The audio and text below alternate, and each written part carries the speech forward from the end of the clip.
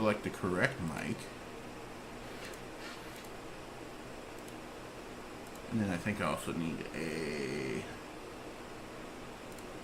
noise suppression. Yeah, there we go. That should be good, right?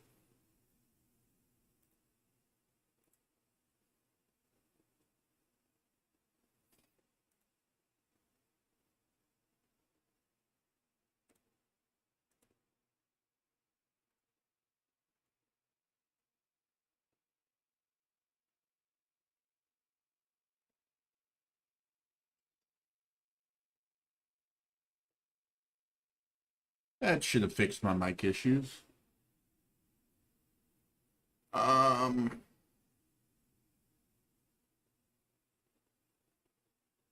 I take that back, return to the previous state. I need to hear how my mic sounds. Which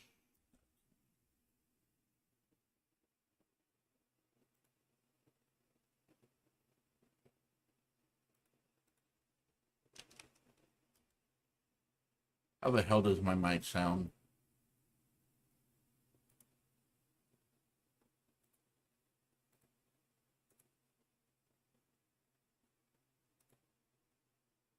Is it even saying I'm live?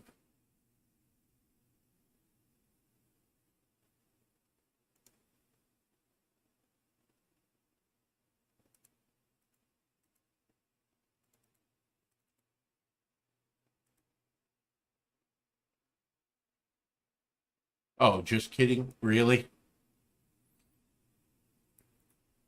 YouTube. Sounds like an old man trying to use a. God damn it. I need to hear how it sounds, damn it.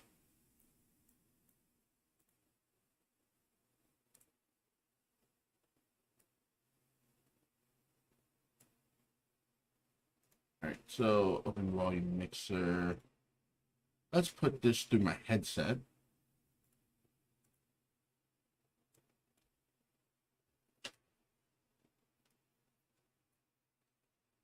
Alright, testing. 1, 2, 3. You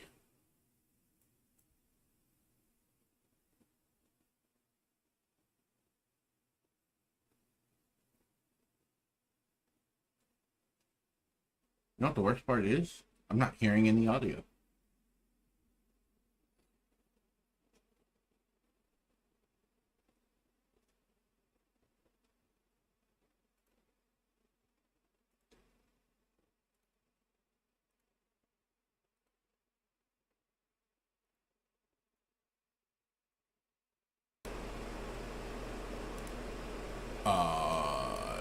Blah blah blah blah blah.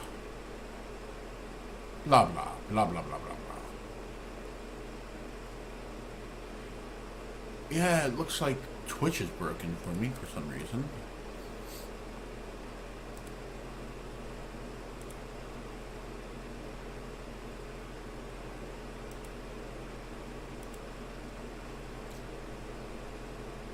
Well, it says I'm live.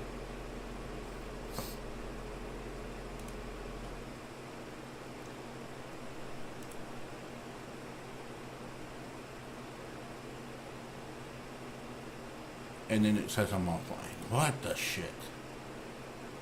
Screw it, Twitch. Hmm. Yeah, I don't hear anything.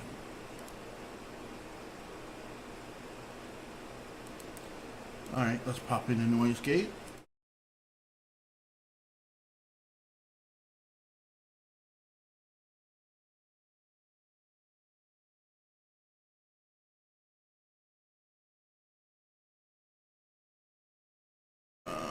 Firefox, there you are. You're gonna go through my headset. Why is my default...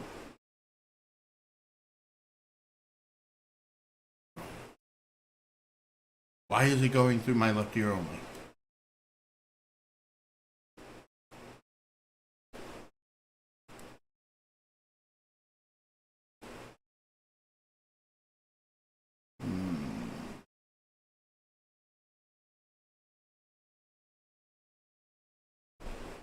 first things first, let me...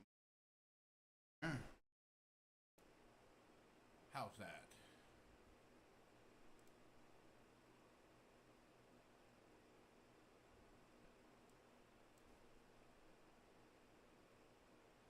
That's low volume. Right about there should be fine.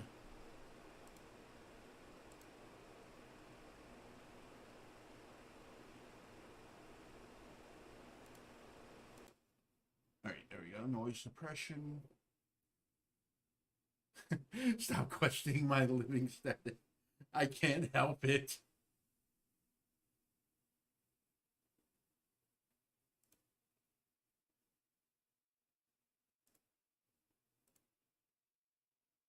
Okay, so now, mono. There, now it should go through both ears, or both speakers.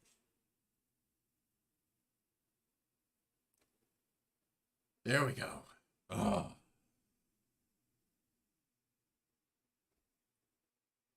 And let me turn up the gain a little bit.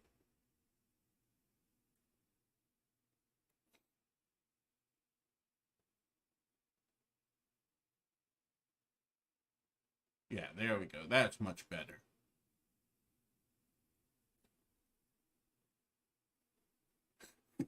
You're sitting the 3 years of going through Jessica's systems. Oh, that's amazing. I'm not gonna lie, that's amazing.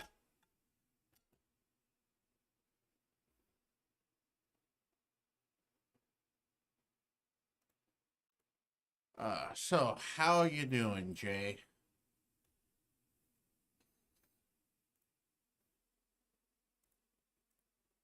Okay, so now that I've got that set up, now I can figure out how I want the party Pokemon to sit. Because what I'm thinking here, Pokemon 8 or 6, Shadow 5.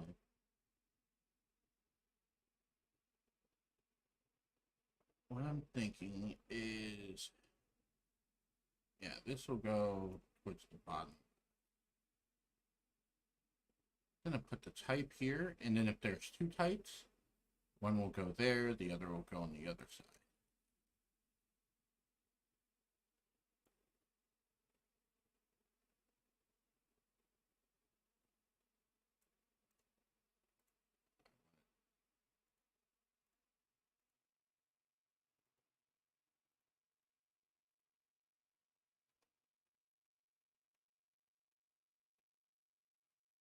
I'm gonna duplicate.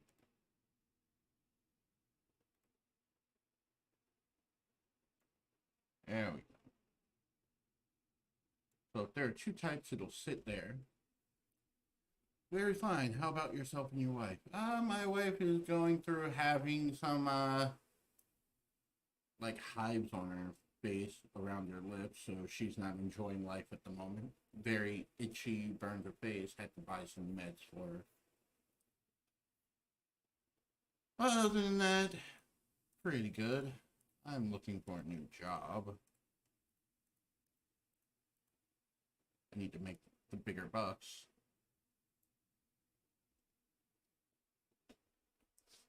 Alright, there we go. So, the other thing is, I want this element right here, this Pokemon,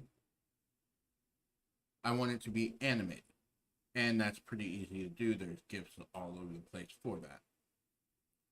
Hi, I want to offer promotion of your channel, viewer, blah, blah, blah. The praise. Spam. Yay. I'm not going to ban you, but I'm ignoring you. Okay. So,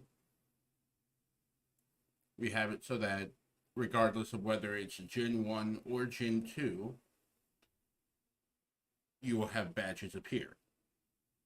Now, obviously, if it's only Gen 1, then only one of these circles will be displayed, along with the badges.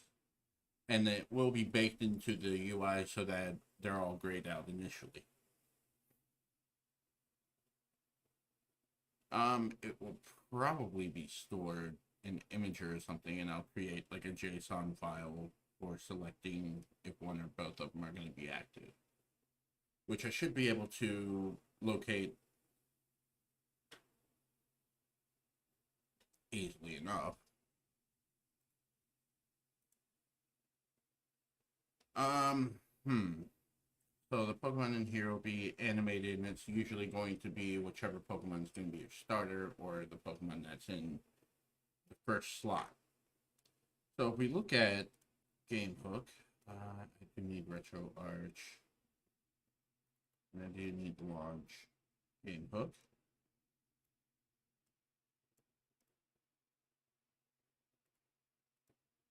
So Game Boy, yellow version, speed through that. There. Okay. So load map for Pokemon Yellow.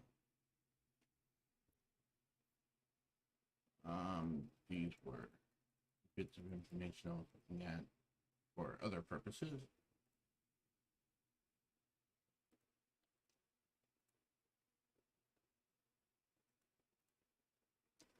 So as you can see, I have access to the team information. Whichever Pokemon's in slot 0, that's the one that's going to show up here, and it's going to be animated. I really like that approach. I think it also looks very nice and clean, and it also differentiates your starter from the other Pokemon that you have. The remaining team will be over here. Now the question becomes, what data do I want to display for the remaining team members? Does it make sense to have their PP values displayed? Does it make sense to have, that sort of data? So taking another look at this, I think the abilities is a must. I honestly think the PP values would be useful information to see at a glance without even having to switch Pokemon. I also think having their levels displayed would be very valuable as well. Because let's say you want to switch train your Pokemon or something. You want to know which ones you want to level.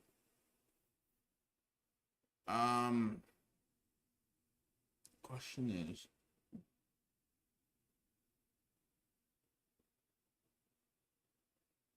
now what I could do is still have slot 1 Pokemon listed up here as well, which will show all the moves in the PP. So that way all the Pokemon are together, and only the active Pokemon species, level, HP, attack, defense, special, and speed are displayed. But then again, I wouldn't need the level here. But then again, it could be there because it's bigger and more prominent. So, yeah, I think we will emulate that, just not on the same scale. These ellipses need to have a different color, because the ellipses were set up specifically for it being on this side with color theory. So let me delete those layers and open up the other ellipses. There they go. Not that one.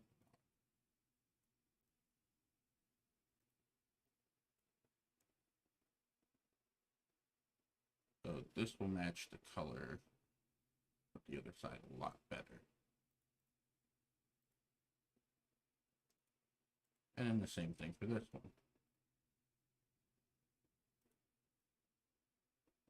Or I should say it will complement it a lot better.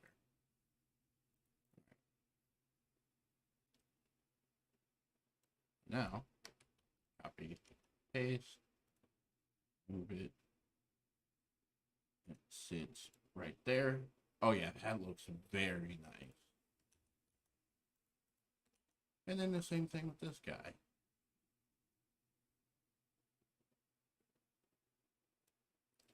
Oh yeah. Much better. The Pokemon stands out. I do want to move that shadow. I think moving it down.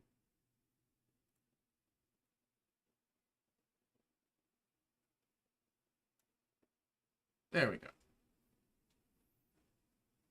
And the whole reason why I have it off to the side a little bit is images, and then let's open up the default one. So if I were to copy this Pikachu and paste it in, oh, he's going to be smaller.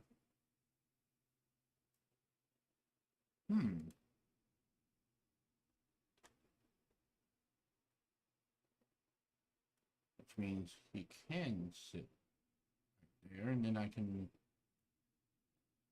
put that, and then also change the scale of the shadow.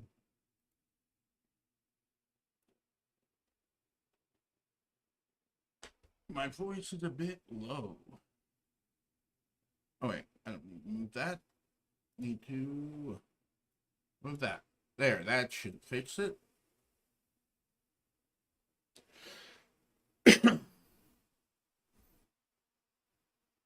How's my voice now?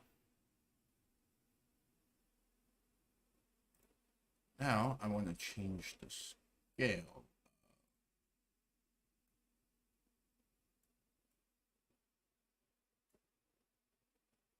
There. And then I want to see the same thing with the meter end.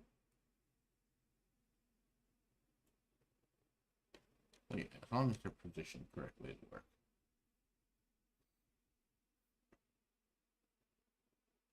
Which probably means I can condense the circles a little bit more. Voice is low.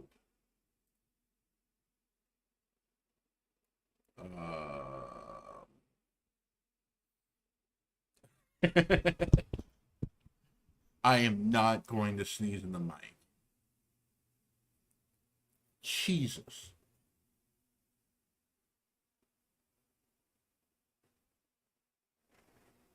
All right, turning up the gain. Ooh.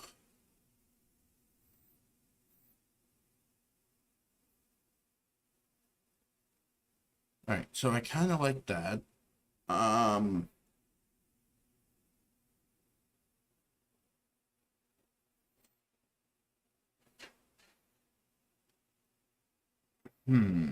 don't really like that blank spot there.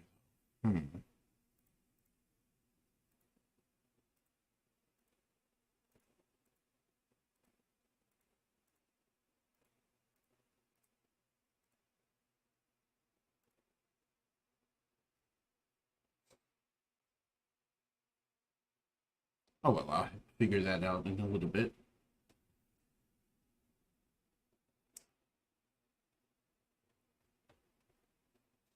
All right, so we know we don't want UI areas to be really blank or not have a lot of information being displayed. See, for example, this one, it actually has all the available space filled up. So, I do need to have a table displayed. And that's going to sit right around here. This will have the HP, attack, defense, special, and speed. But then, what would go above it? Arizona man gaslight streamers into making their streams unwatchable. Hey! I am trying, okay? I have the mic angled and everything, so it should be picking up my voice better.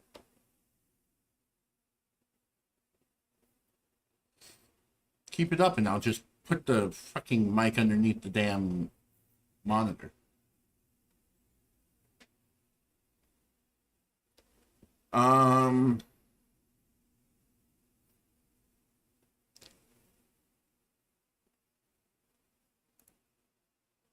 So what I think is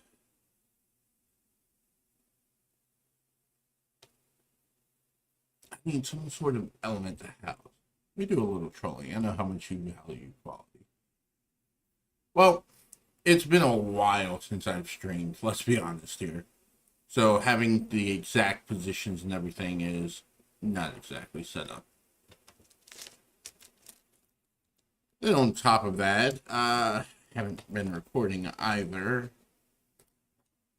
but I do plan on doing more recording.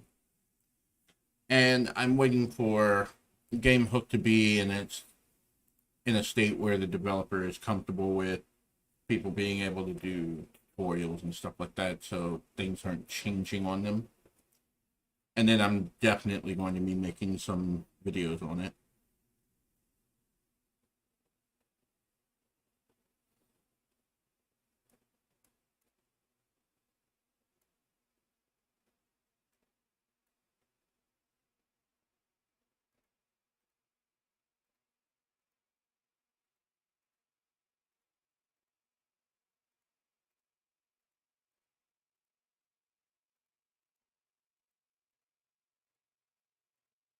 That was layer 10.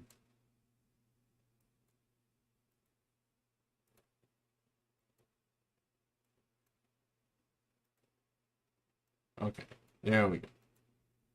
There we go. Now it's looking the way it should.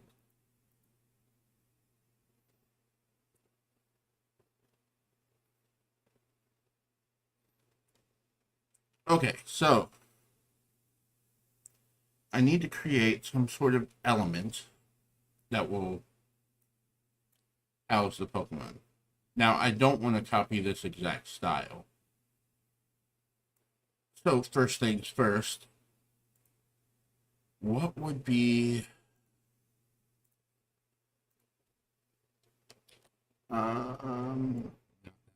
there?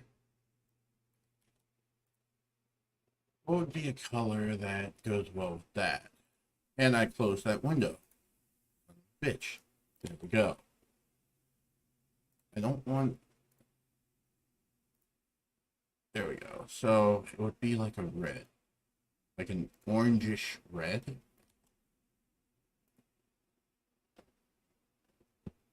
So, let's see. What shades?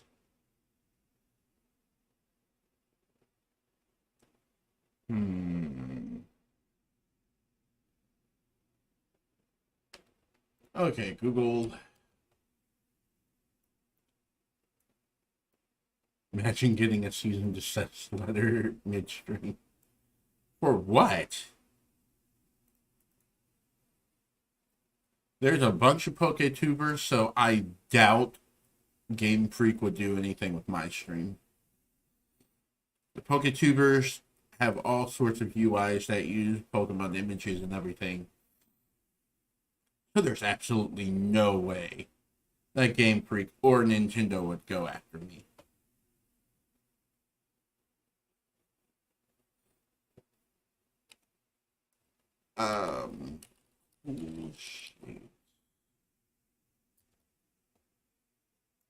Let's see.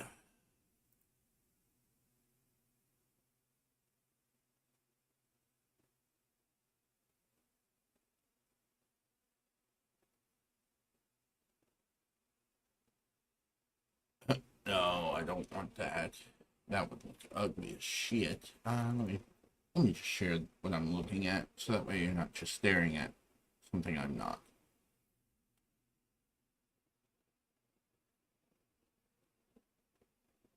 I kind of like that, but I don't think it would be big enough to store it like a table. Maybe this one?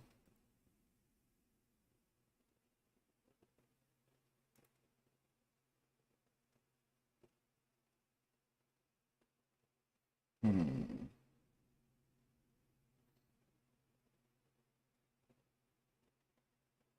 They hired John Wick as a representative of their legal team. Oh shit.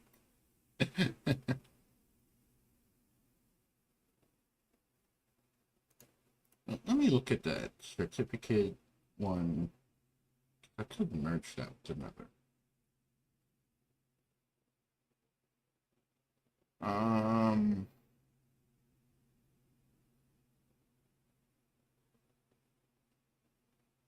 I mean, infographic. kind of cool.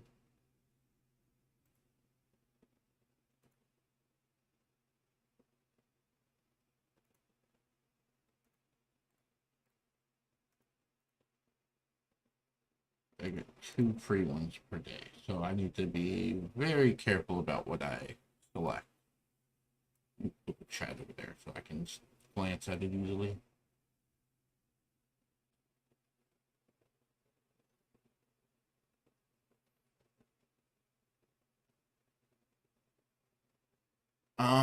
Banner shapes, maybe? I can cut off what I don't like or don't need.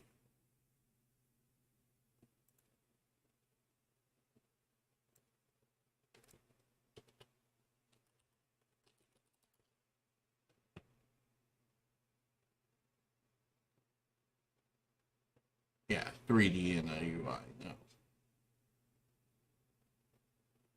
Wow. Cool shapes for table, and it fucking gives me a table. Maybe ooh, vector table. This is the downside of me not being able to draw. Ooh, label. Kind of like that one too.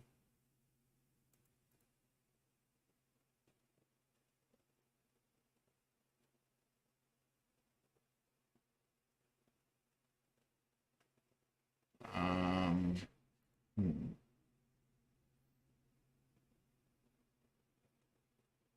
Let's see.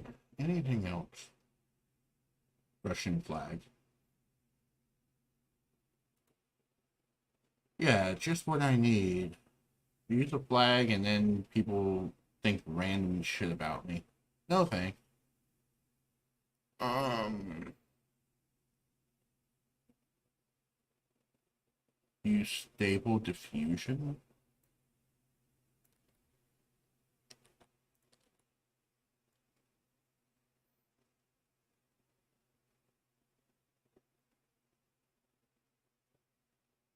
Ooh.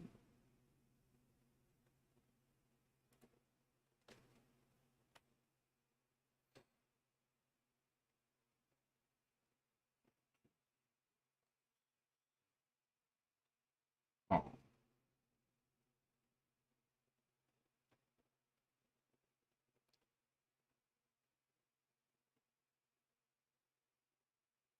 I do kind of like that. That would be really cool for the like the Pokemon could sit inside of here with the drop shadow and then yeah, actually might take that one.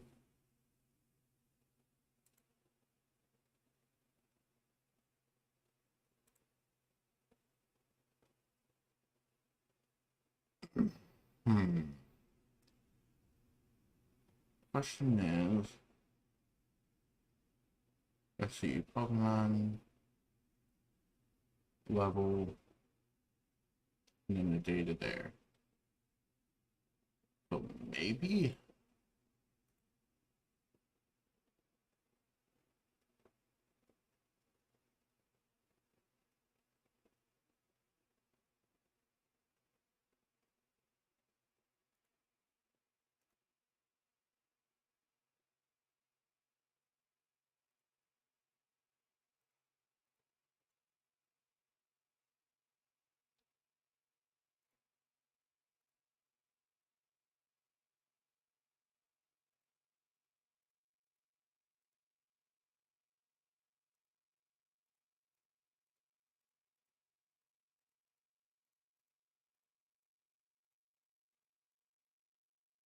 All right, open downloads. Actually, I'm gonna move those over to images. Open.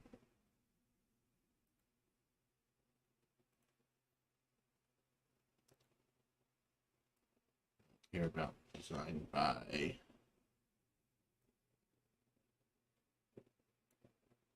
That would be the closest matching. Let's take a look at it here.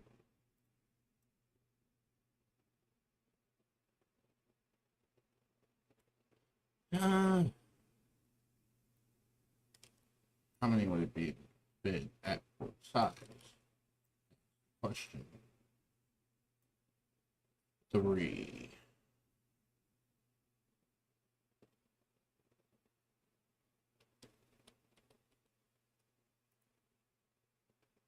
Okay, so let's change scale.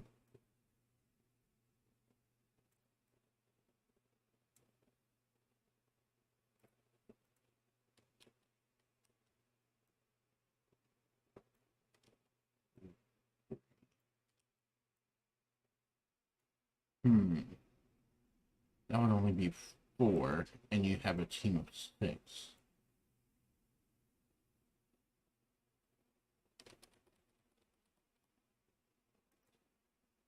All right, let's change the scale again.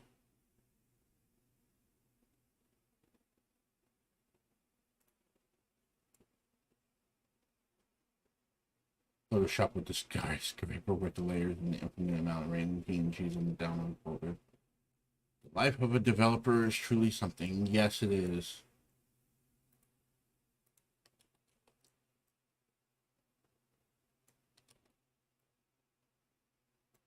You know, we cut corners where we can.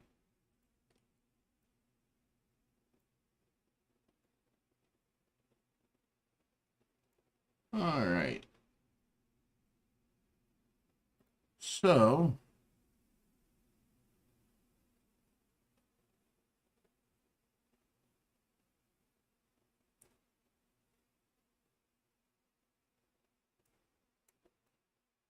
I have to move that over there. Oh no.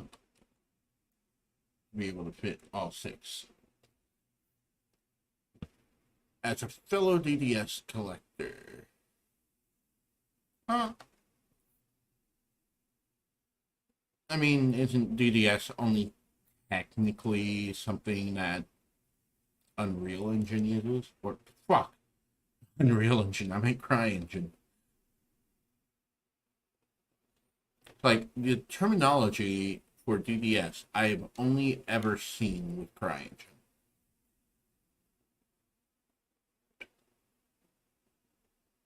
Unless the terminology is also used in the art world. Which wouldn't surprise me in the slightest. So.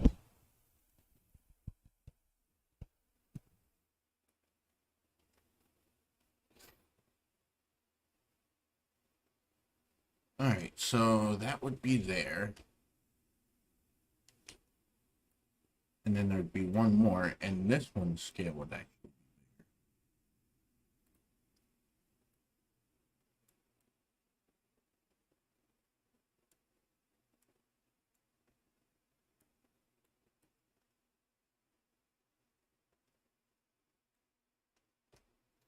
Because this one's going to house the relevant information that people want to see. It's the format that is native to the GPU to load images. You know, I should probably actually read my rendering books. Then I would have known that.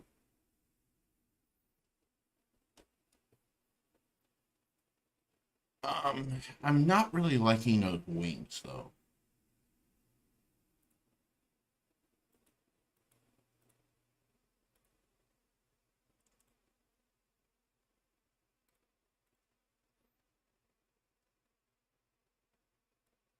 So here's what I'm going to do. I'm going to copy, actually, first things first.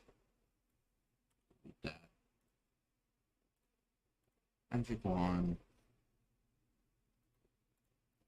out the top.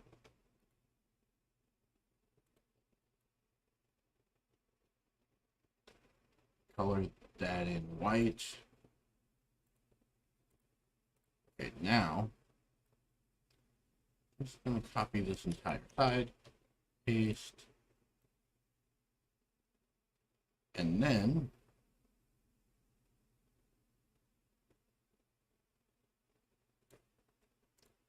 what I'm going to do, I'm going to take this entire side here, delete,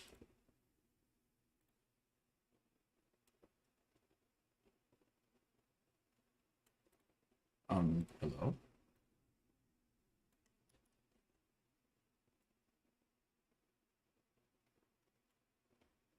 Since it's very inefficient to load other formats such as PNG or JPGs, because regardless of their size and compression, they will use the same full amount of memory as a raw image.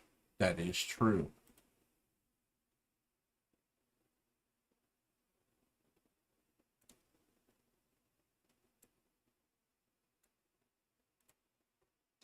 There we go. Nice and rounded. It's a full-on square. Kind of like that better. And then I need to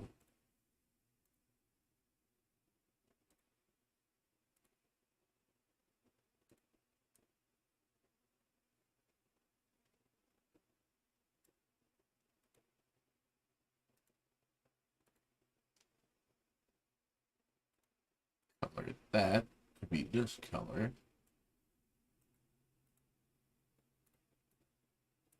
And then I'm going to create another copy of it.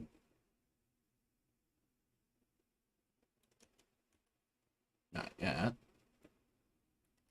Cut, paste, move down, right about there. Now copy, paste, there. That way I can easily change the color.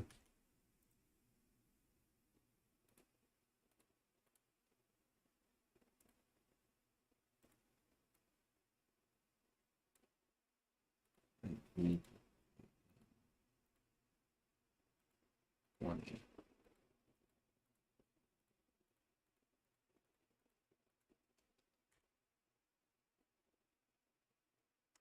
There.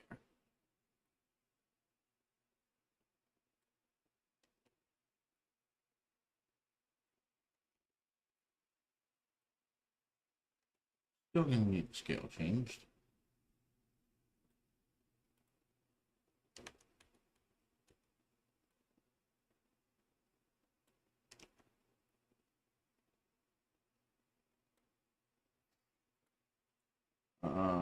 Transform scale. That might be too small.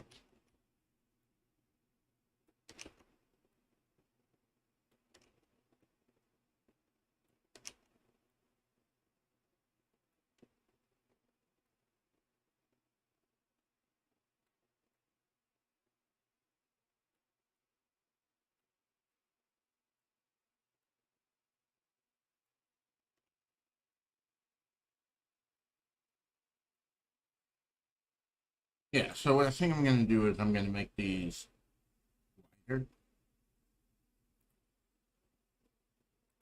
which would require pre-trim. What? I don't want to increase the scale.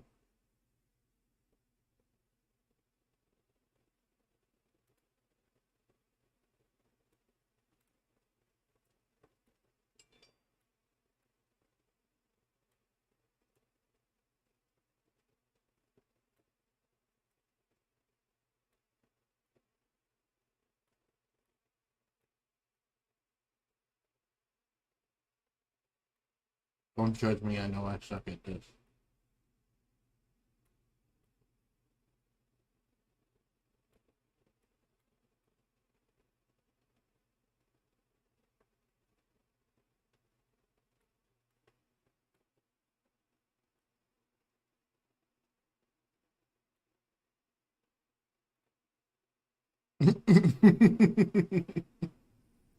Okay, that's horrible. So what I will do, since we all know I suck at that, is boom, boom, quick, cancel, quick export as PNG, paint,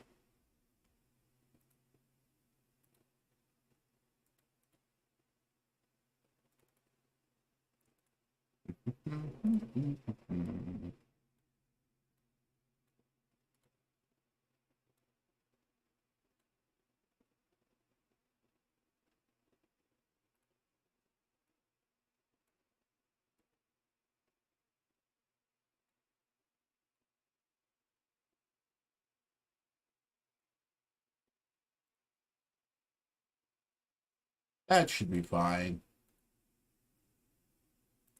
Save as PNG, desktop. Ow, that's loud. Yes, I can re-add this. Yeah, open.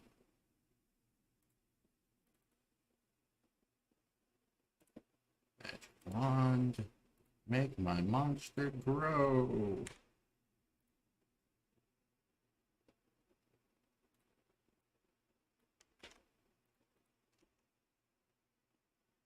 There we go.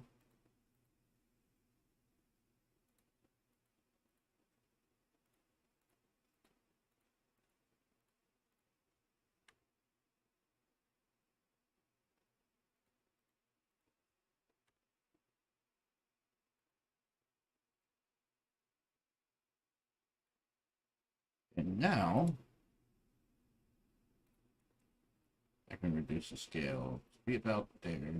That should be right around perfect. Okay.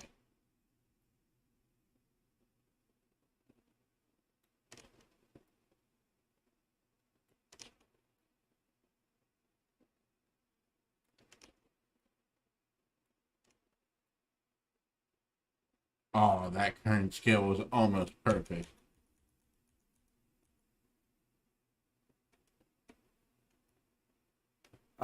Since it's very inefficient to load other formats such as PNGs or JPEGs because regardless of their size and compression, they will use the same full amount of memory as a raw image. Get decompressed before loading into the GPU to draw. The DDS, in the other hand, may be larger in size than storage memory. They use a lot less GPU memory because compression is done at the GPU level. Makes sense. Which style of compression does GPUs use?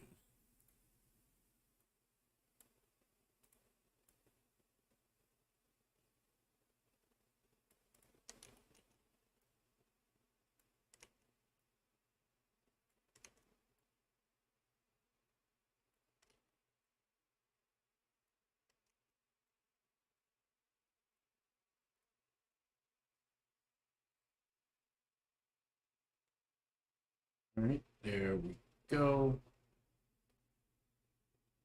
That color is pretty much perfect for that.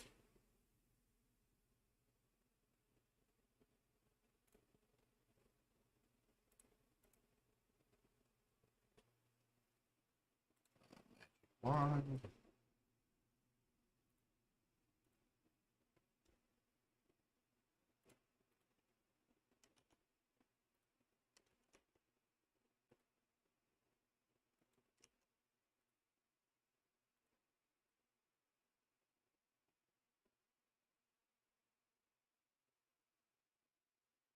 There's a lot of different types, each specialize in different types of textures, colors, normals, and grayscale, etc. What's the most common?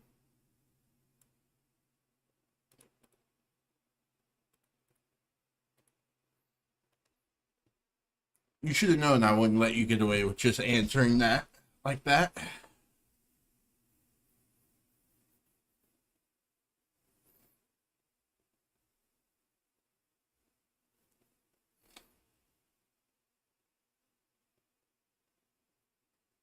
All right.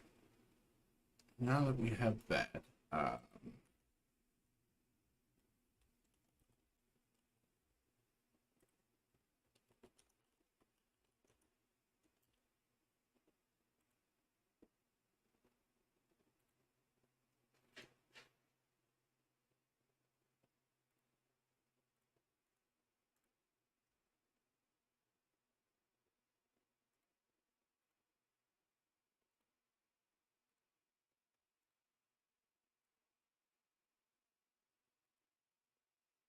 you can check out NVIDIA standalone texture tool if you want to see all the formats and factors in real time. I might have to do that.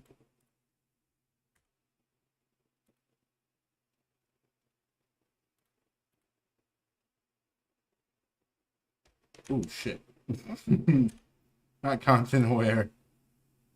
Um,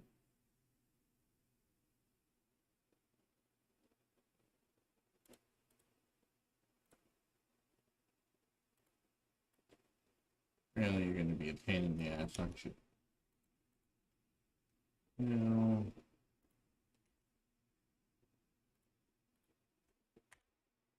There we go.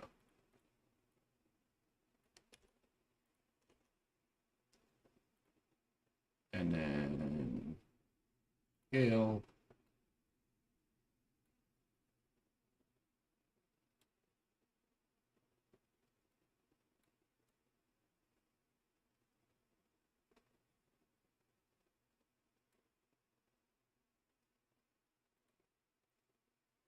The most common one used for diffuse color textures. It can be used on other textures as well without much drawbacks and similar size.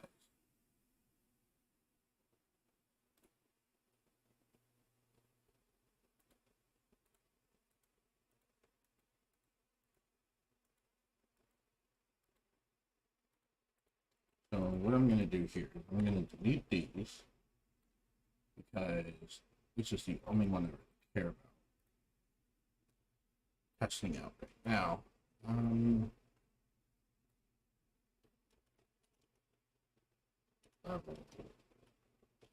Yeah.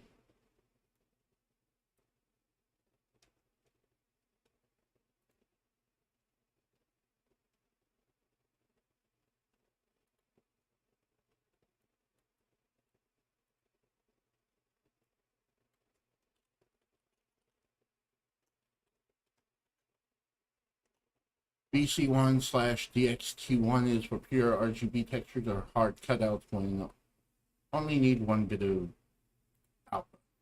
Makes complete and total sense there.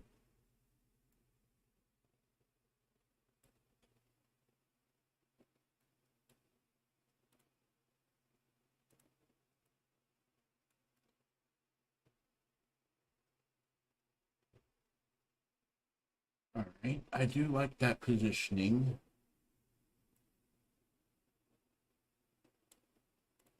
And this leaves this whole area here for the abilities.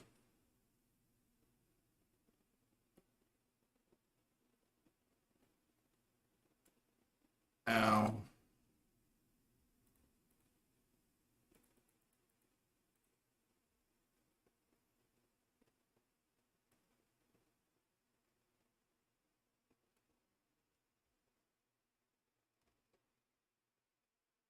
by the way, my Twitch feed has no visual. God damn it, I hate Twitch so much. Restream.io.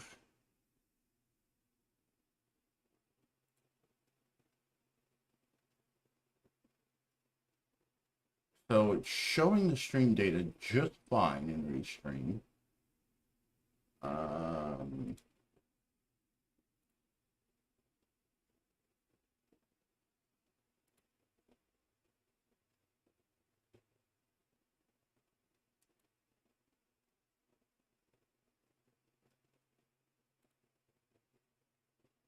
Hmm.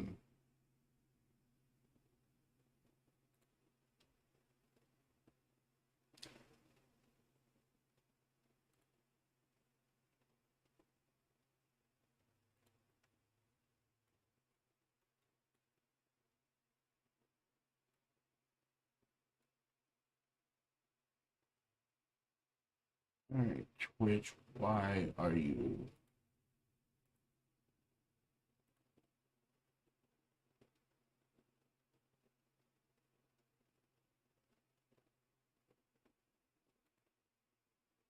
Why are you being utter garbage?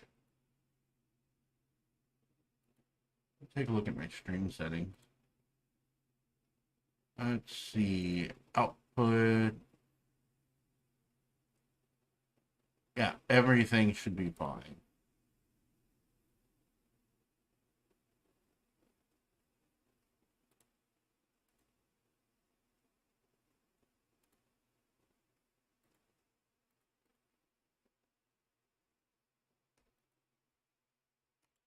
It's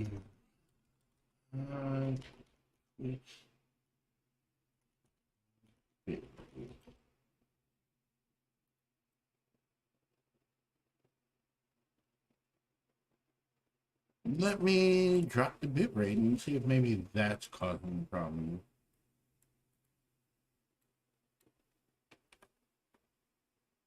$8,000, which is 2,000 higher than what say.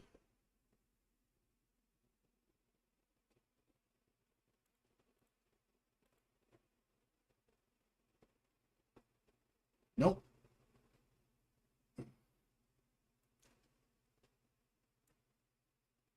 It's just Twitch being Twitch. Yeah. It's Twitch being. Screw you, Twitch.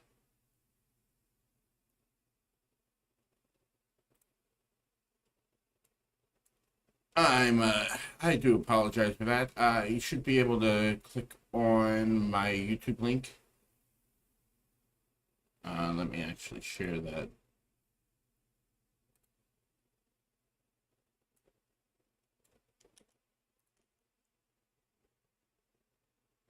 There we go. Because apparently Twitch. I wouldn't worry about it. I'm here too. Awesome. The amount of people who uses PNGs and JPGs in their games and causing optimization issues and memory overflows is too goddamn high. You know what, Jay? I'm guilty. I'm very guilty of that. Even when I was using CryEngine, I was very guilty about that. And I have no regrets.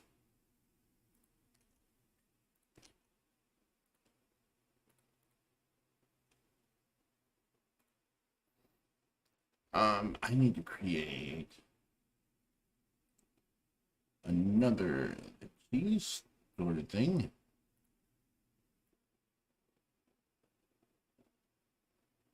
Like that. And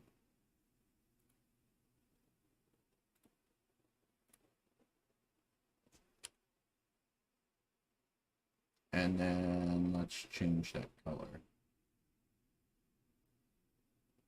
Engines usually convert to DDS automatically on import.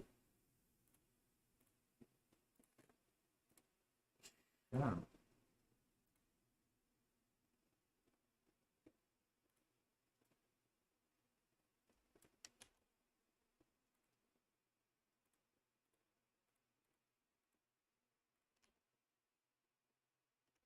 Really?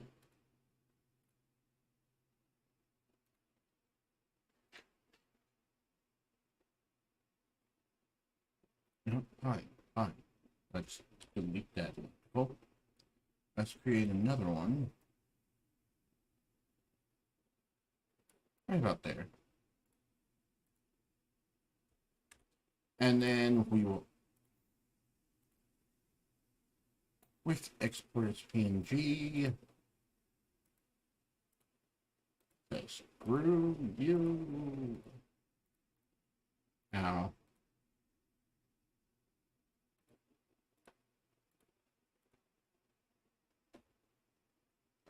Why are my system sounds so damn high? Fucking volume mixer. System sounds no, not 100%. You will drop to 2%.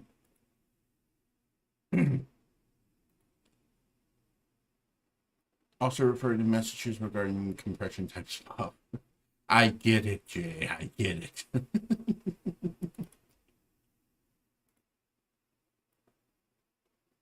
All right, there. Yeah, that's gonna need to be scaled, like ridiculously.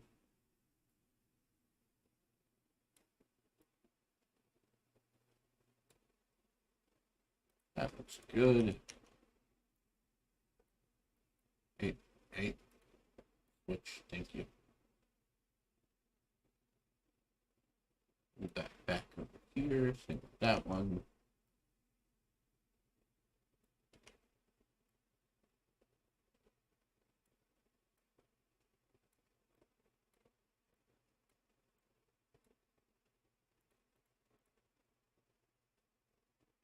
All right, I kind of like that. What about you? What do you think?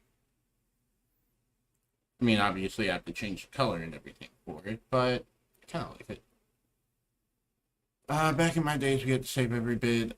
Insert an old man's rant about some irrelevant nonsense.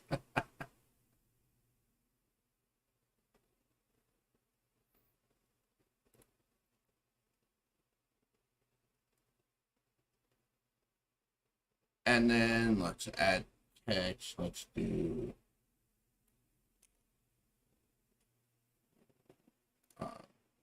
oh, that wasn't text.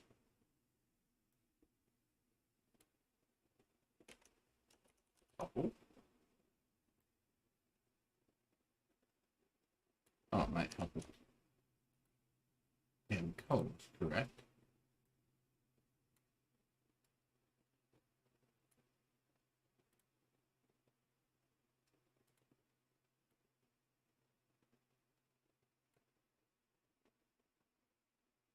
I have you mistaken for food right there. Why is that?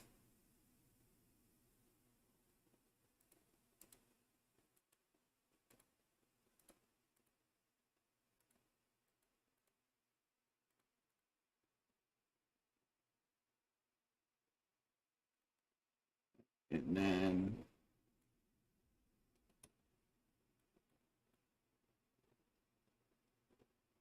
hmm.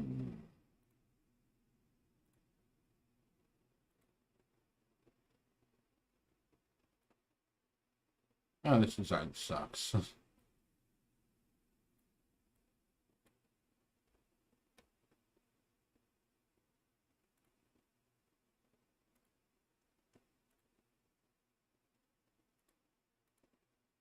And where's the layer for that one?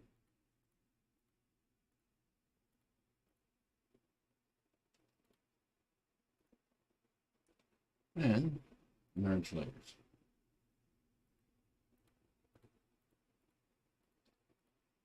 35. Oh no. Which fucking layer did I merge?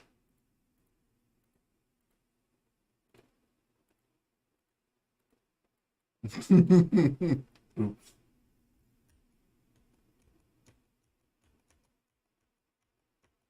I'm an idiot. That's hysterical.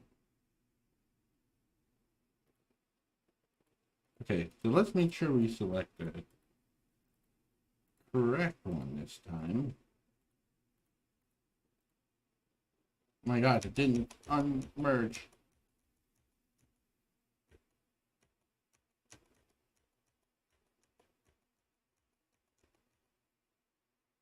There we go. So let's merge these two first. Just the text. It's not gonna let me. You bitch. Okay. 34.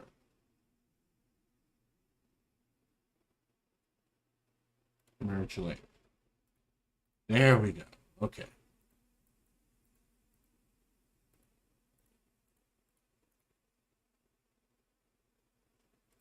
Delete those layers.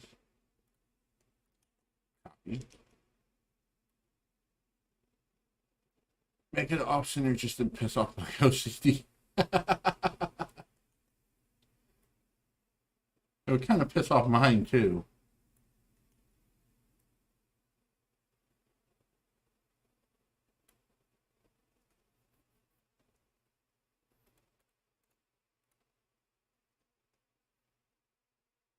All right, I kind of like that.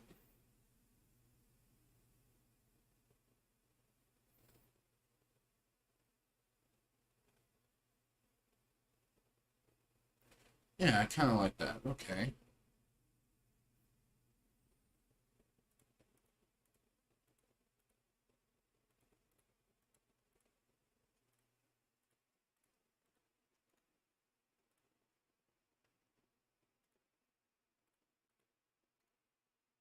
Then I want to merge these layers.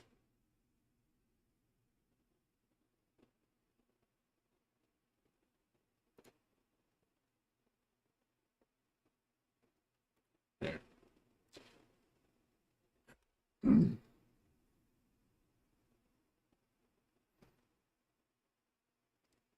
And now, for this side right here,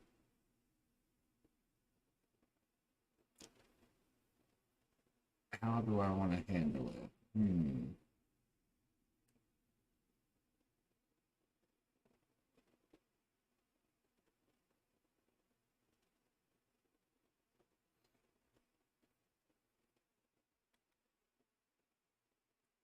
These are the questions that keep me up at night. How do I want to handle this? I have no fucking clue. I don't want it to be a boring table.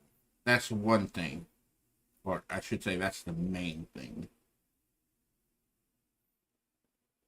Because we look at this, I mean, let's be honest.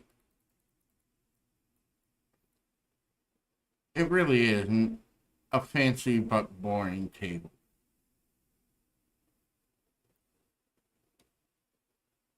So,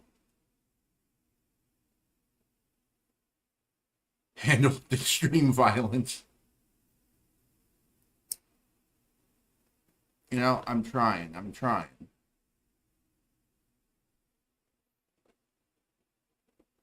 Um, hmm.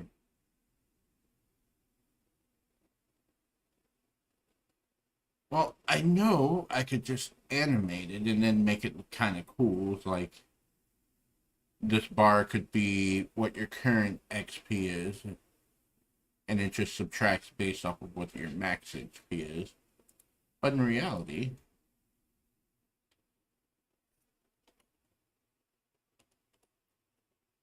it's not really necessary. That's already visual information in the game. So that's not worth it. But what would be worth what would be worth it?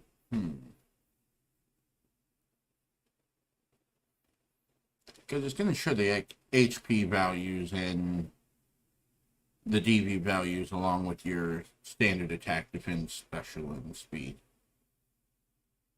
So, make the XP threshold increase over time each time they're about to level up. Yes, that's already the core consideration. Um, hmm.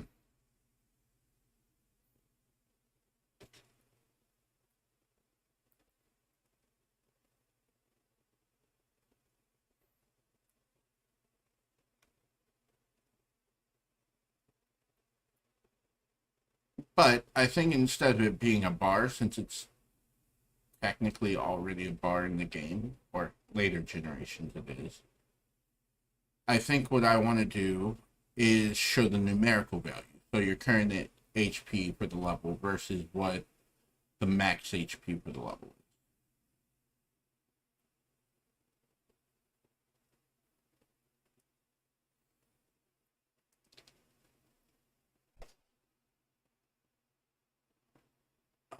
What's the other thing I was talking to Scott about?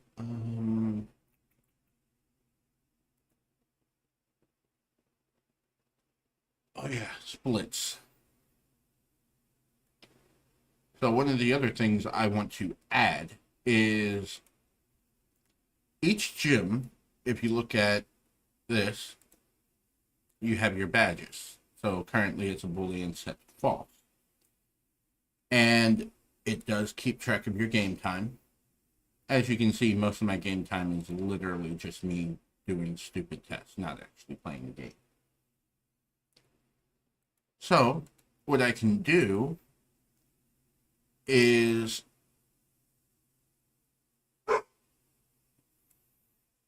I can have gym 1 all the way to gym 8, and then it also stores the game time that you received it. That's basically just pure JavaScript code there.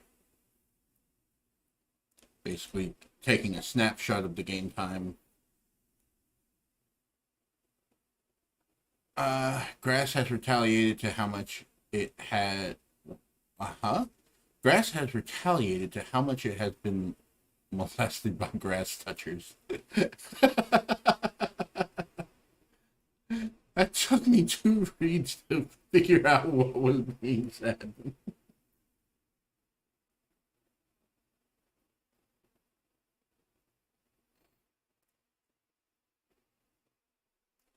So yeah, that begs the question though.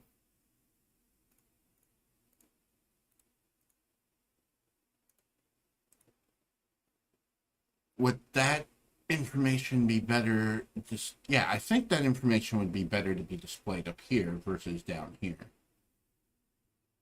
Keyboard acting wise. Yeah, I kind of like the badges and everything at the bottom here. And then obviously, I thought I merged those.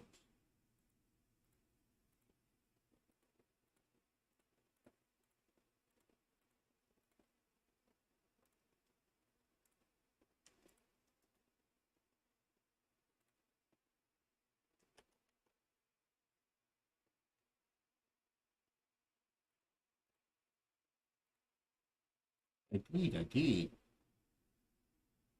But apparently I'm missing something.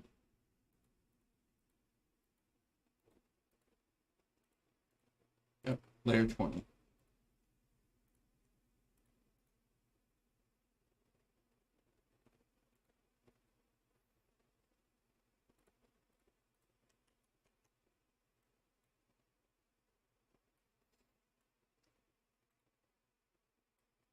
Creepypasta in the making.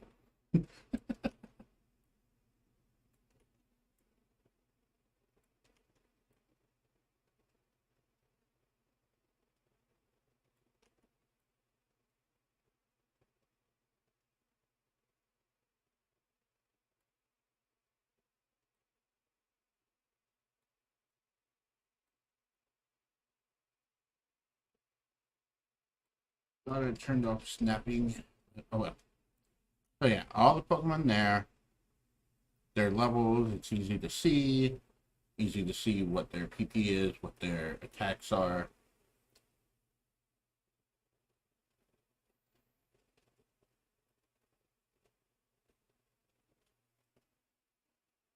Um,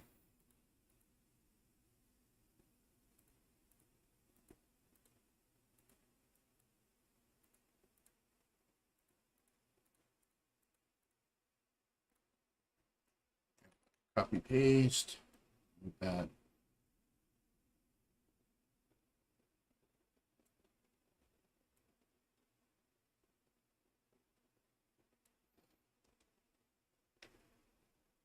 There. But I still haven't figured out how I want these tables to look. I know where I want them to be, but not how I want them to look. There we go. That's center.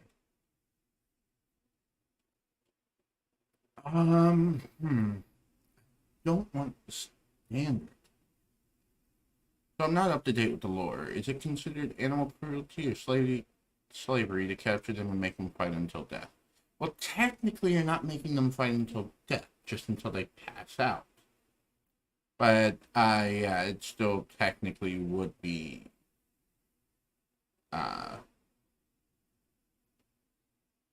both.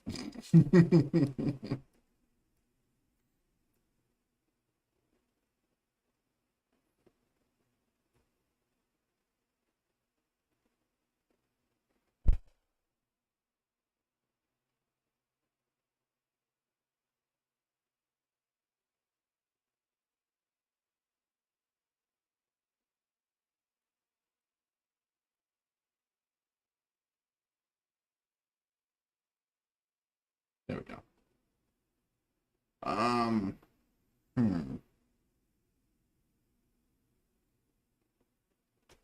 What should I do for the tables?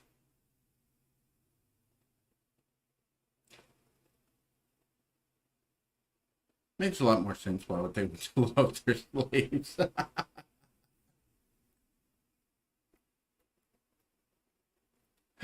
Yeah, I mean, you gotta be the very best. The best like none there ever was. The catch 'em is your test. To train them is your cause.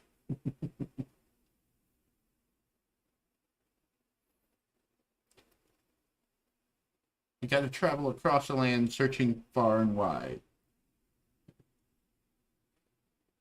Because you have to know the power inside of each and every Pokemon.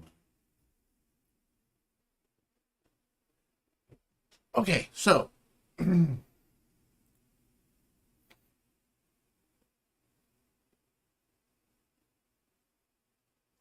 Wait, where's the DVs?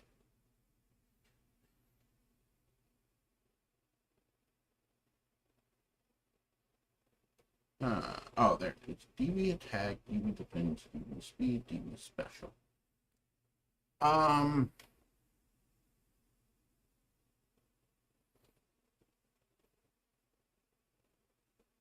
Hmm.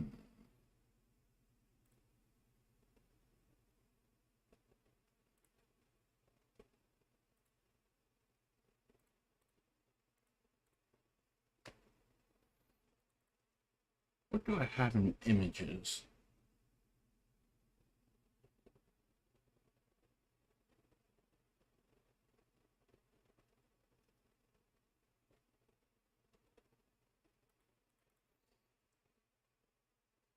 Uh. Hmm.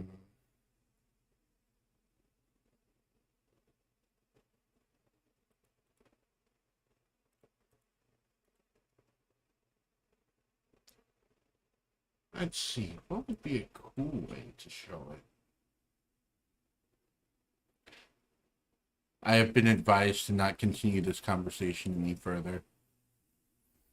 Well, I know it wasn't your wife. You're not married.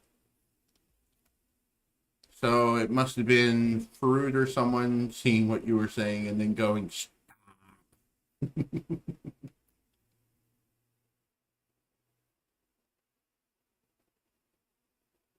Or did YouTube yell at you?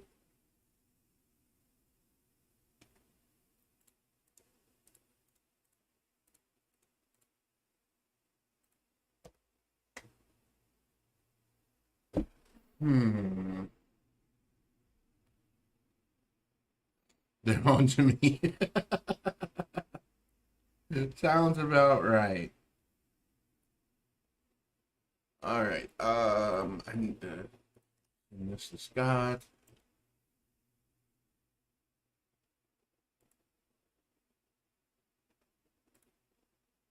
And then Broken Pro. All right.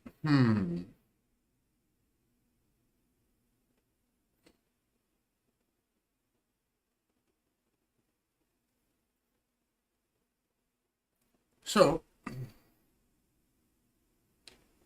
we know I don't want it to be a boring table.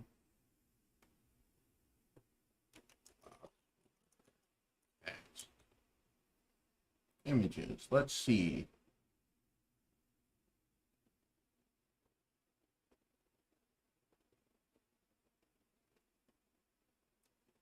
The biggest thing is I also don't want the art styles to be vastly different because then it's just a clash and it just looks cobbled together. I don't recall meeting any table that isn't boring. I know. That's the worst part.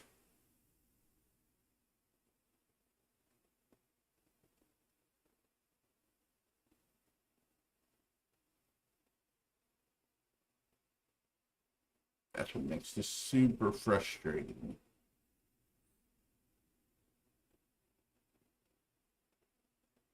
Because I want the table to not look generic, not look boring, but still convey the information necessary.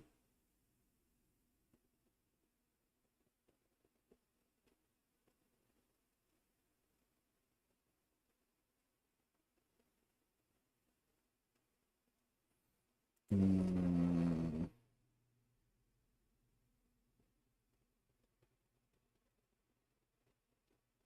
Come on, something inspire me, damn it.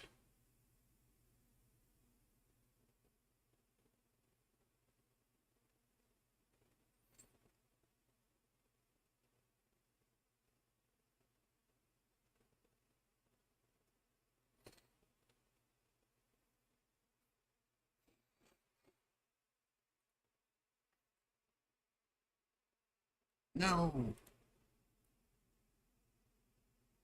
Tell a lot by saying a little. Yeah, I know. I know.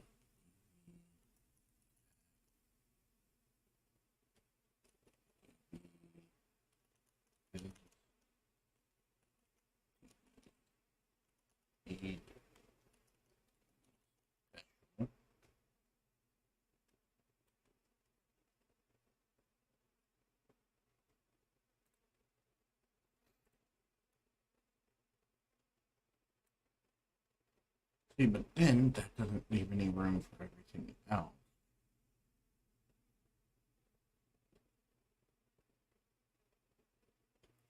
Yeah, I don't like that.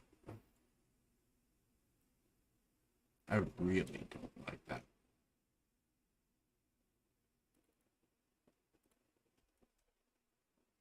So what about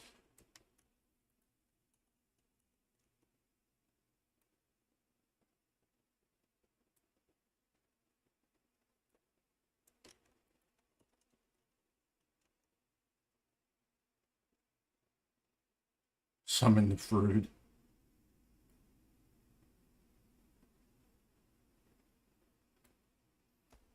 Yeah, I could do it so that it's split like this. So there would be a bar here. It would have the number, and then the bar would be split. So let me just line tool.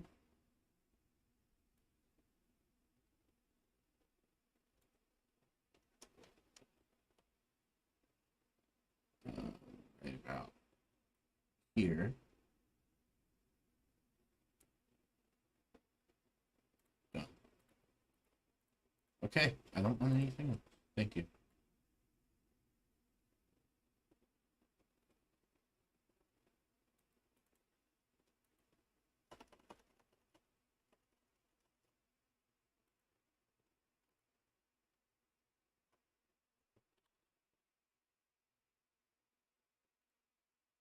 So then I could have rectangle tool.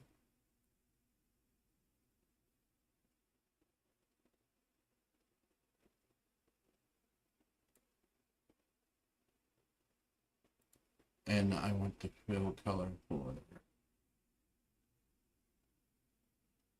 Let me see what would be.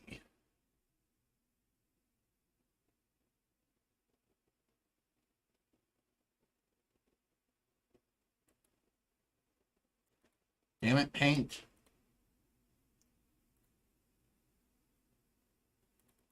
Images. So that's HP.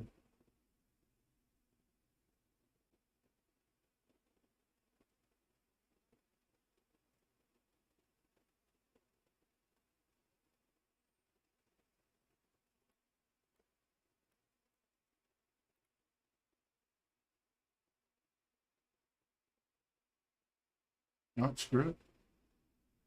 We're doing it live.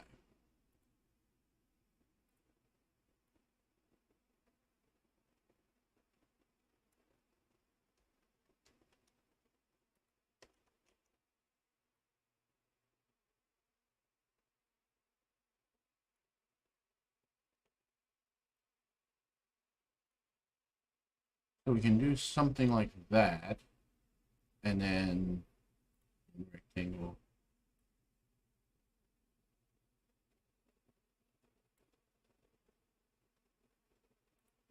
Fill color blue.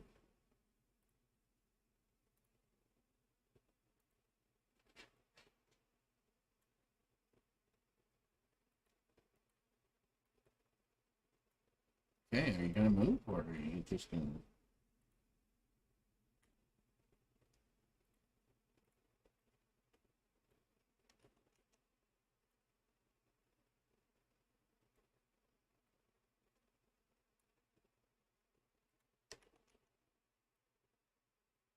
So then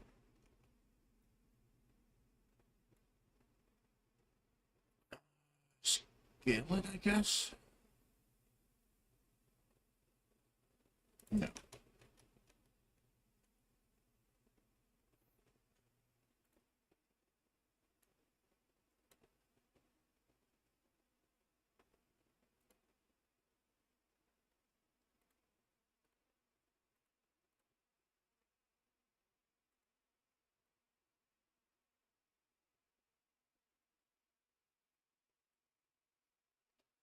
Yeah, so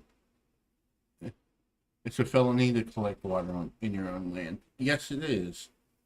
Kind of a dumb law.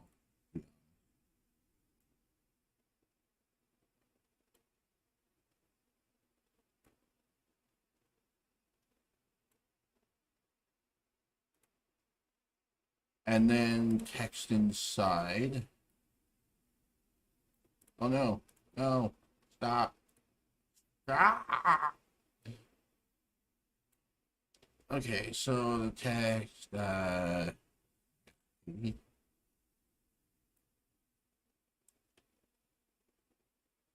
no, color black.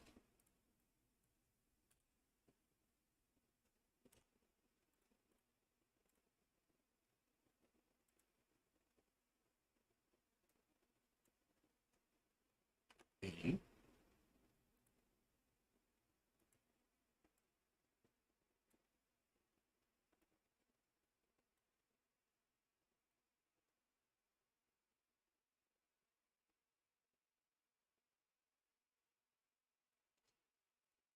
And so I can better position it. The ultimate trolling, have the bar under the empty bar layer. That would be the ultimate troll.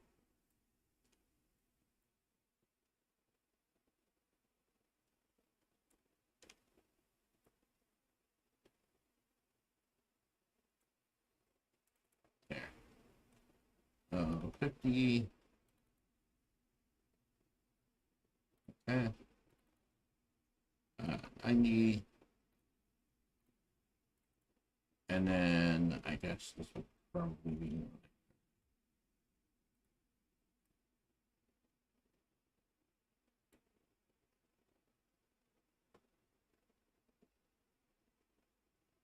there.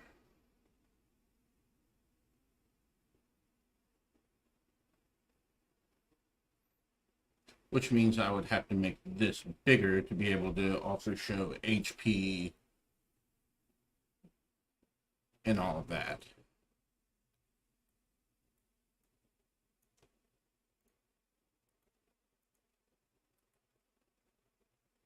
But the concept is there.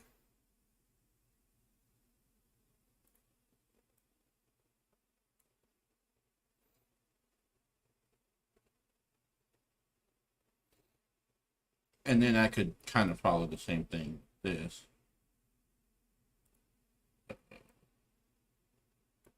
Text. Oh my god. Why is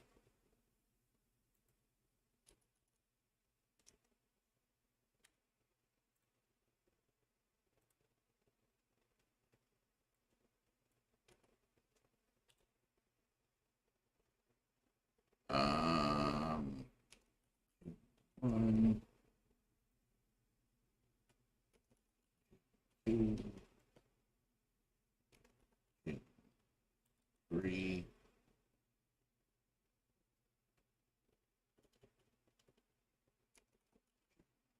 4.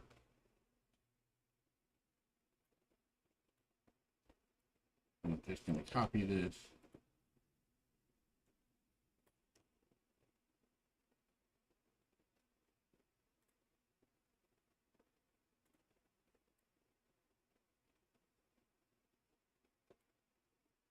And that needs to go way up here, even higher.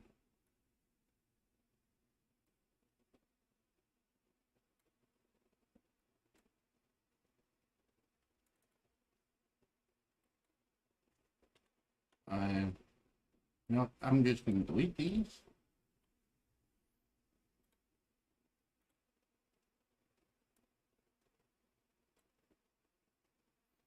And then line tool.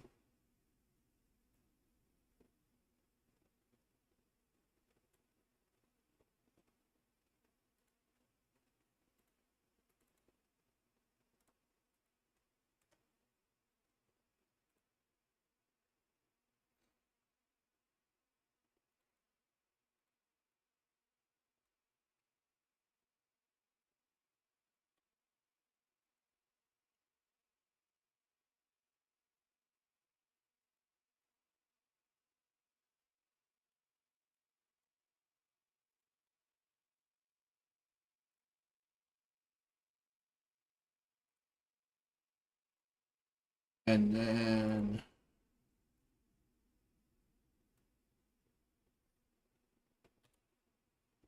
this one's going to be 530.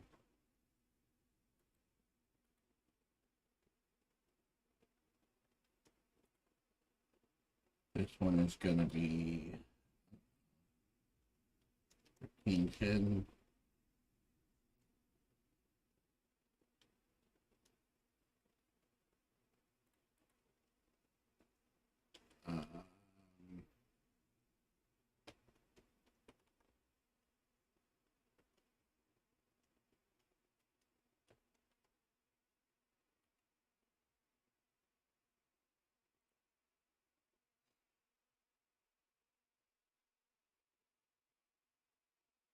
Yeah, I guess that can work. I don't have any other elegant solution for that.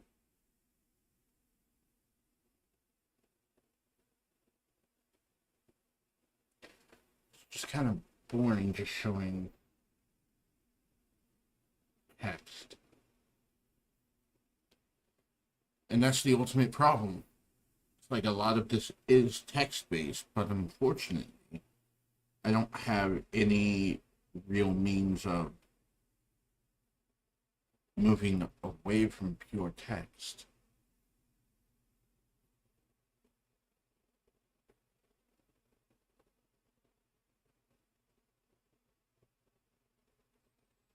Hmm.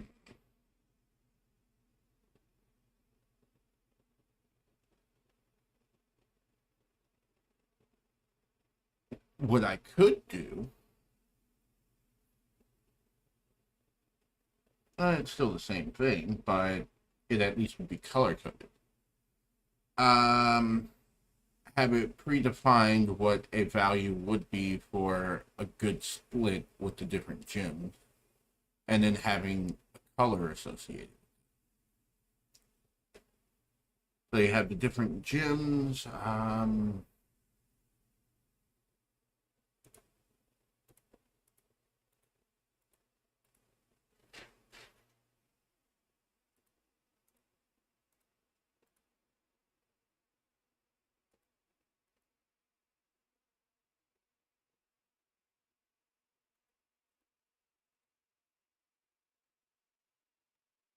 So I guess I could have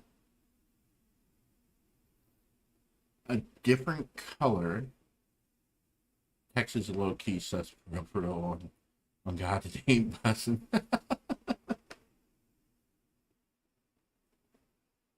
um, sorry about that. So, what I'm thinking is grab the most prominent color from the gym badges and then have a bar associated with that. So, for example, then rectangle tool.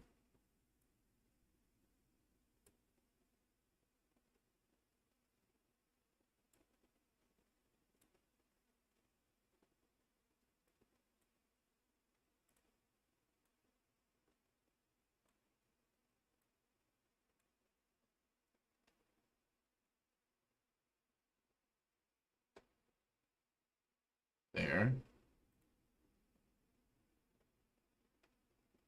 And then for each gym having the color that most corresponds with that gym. So if you have a good split with it, it's going to show the most prominent color. Otherwise, it's going to choose a color that's not associated with that gym. It would instead choose the color that's more associated with the next gym. Or a color that's not associated with any gym at all. So a prime example of that would be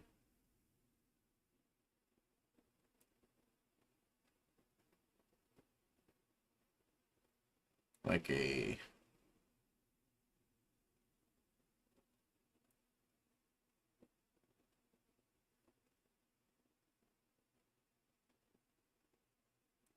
like a deep purple.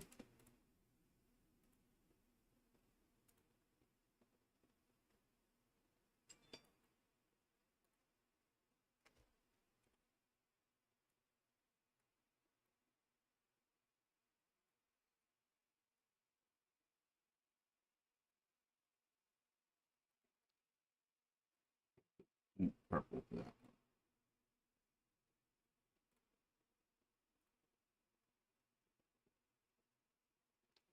Um,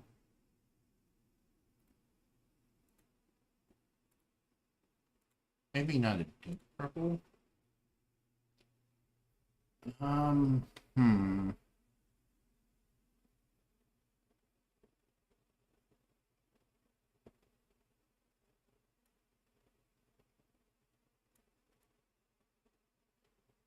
Maybe like this obnoxious, like pink color.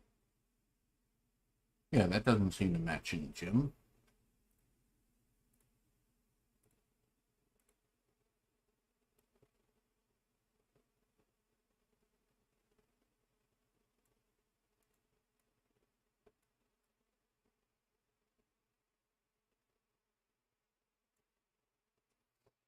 There.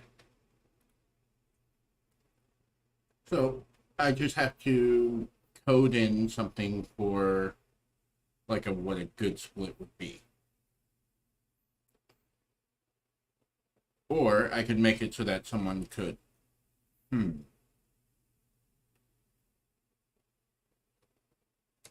Yeah, I think I'd probably have to do a little bit of JavaScript just for what a decent split would be.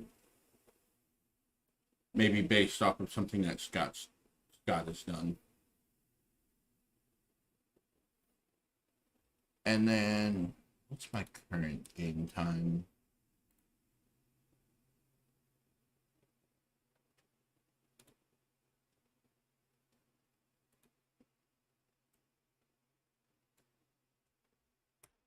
Nine 37.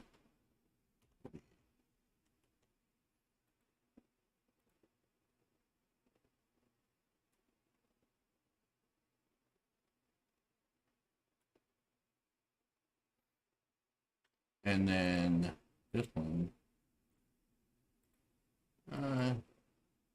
12 point? Yeah, I think 12 point. There we go. So the current game time will be displayed up top like that. And then your splits will be over here. All your stats will be here, which these will have to be bigger, which is fine. I'm not a Pokemon expert, but I must say that I'm hungry. Yeah, that's why I got a sandwich sitting in front of me. I got some donuts. I got tea. I got chips and dip. So that way I don't get hungry.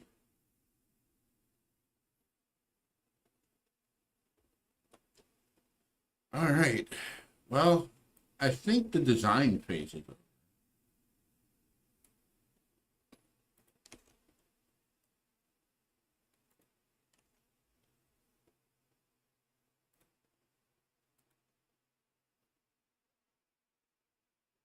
You be digging that design. You got the drip. I swear, I'm younger than you, but you're using terminology I don't understand at all. Like I've seen it on YouTube, on shorts and shit like that. Like I don't remember ever hearing bussin' before until like the last, I don't know, 4 weeks. And the same thing with drip or Raz, or not Raz, but Riz. Like you got the Riz. What the fuck is the Riz? So I have to pull the old man thing of fucking going on to Urban Dictionary to see what the hell these terms even mean. I'm like, God damn, I'm only 34 and I feel like I'm 50 or 60. Like, I gotta look up what these fucking kids are saying nowadays.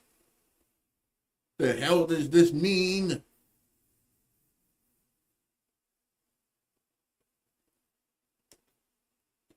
Ah, horrible, I swear.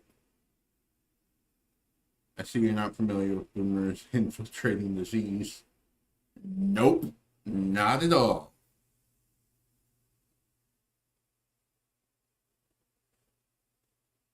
The downside of just like focusing purely on development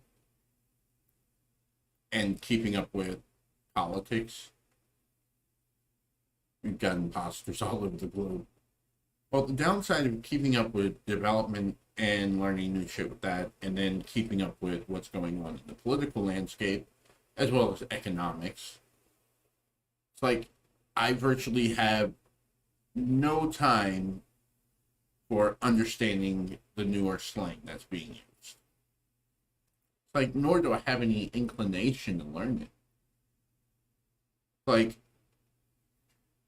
even when I was a teenager using the slang, the only reason I knew the slang we used as kids was because my fellow teenagers were saying them all the time. Wow, that sounded very, very old. My fellow teenagers. Like, the people I went to school with were using it. So I got to understand the context and just from hearing them using the terms and everything all the time.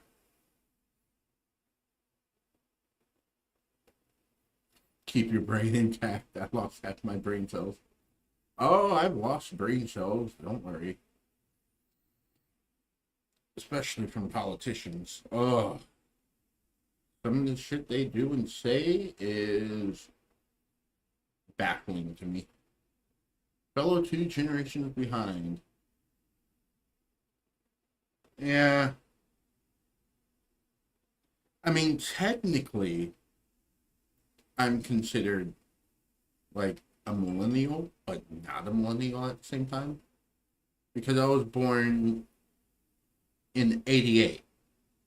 So that does technically put me in the millennial generation. But most of the terminology I use is from the 80s and 90s. Gen X, their terminology, I thought they used the same things we did. But apparently they don't.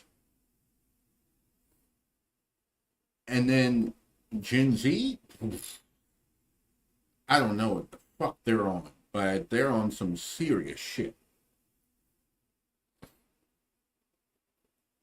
Like, I know, it's like my generation, we had the emos and everything where they were cutting themselves with knives on the wrist and everything, cutting across the street, not down the lane.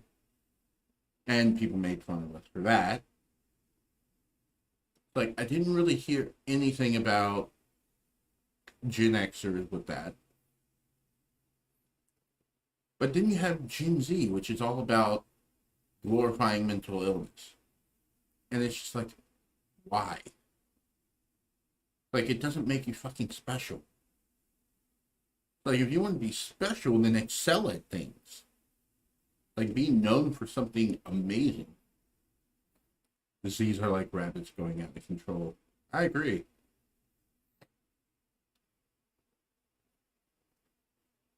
It's like, in order to be special or unique in this day and age, it's not about oppression pyramids or anything like that. It's strictly about being able to excel at things that other people can't.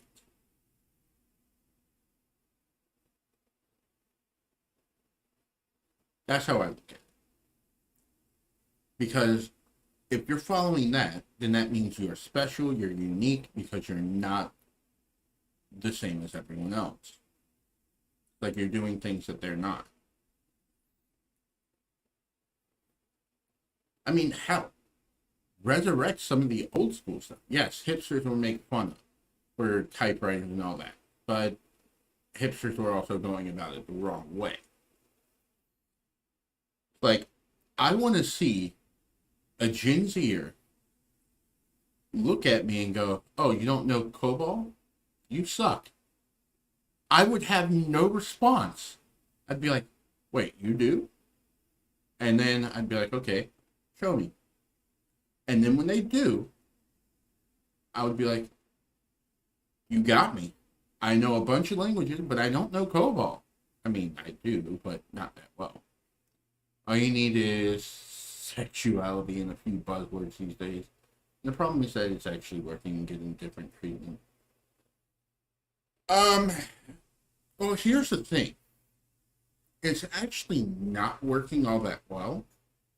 Well, yes, it is propped up, but you have to look at who's propping it up and for what reason. Like media personalities and stuff like that are propping it up because then they can easily pander to that base. Like they're the new voting bloc that's turning 18, they're able to vote. So you pander to them, get them to be like, "Oh, yeah, I want to vote for them because they know what I want," regardless of whether or not it's good for the entire populace. But we are starting to notice that Gen Z is noticing. And they're like, "Wait, you're just pandering. You're not actually doing what you say you're going to do." It's like you can look on YouTube in the political sphere and even on Twitter. It's like you can see like Gen Zers, they're pissed off at Biden. They're like, he promised us that he'd take care of our student loan. And then he walked it back. Like, oh yeah, that's what they do. They pander to you because you're young, dumb, and full of cum.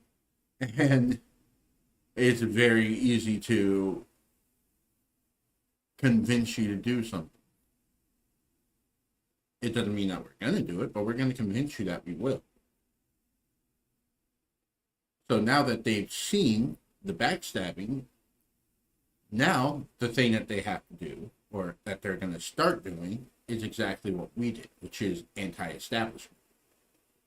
They're going to go, "Oh no, you're going to lie to us. So we're not going to vote for you. You've already lied to us. So we're going to try this other group, see if they're going to lie to us. If they do, then we're going to do something completely different or not even pay attention to politics anymore."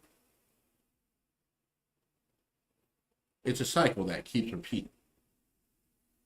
Like, for instance, millennials. When we were 18, well, not me, but like a lot of people within the millennial generation were like, "Oh, we want to vote for Obama." And what happened? Obama screwed us. So then started to go anti-establishment.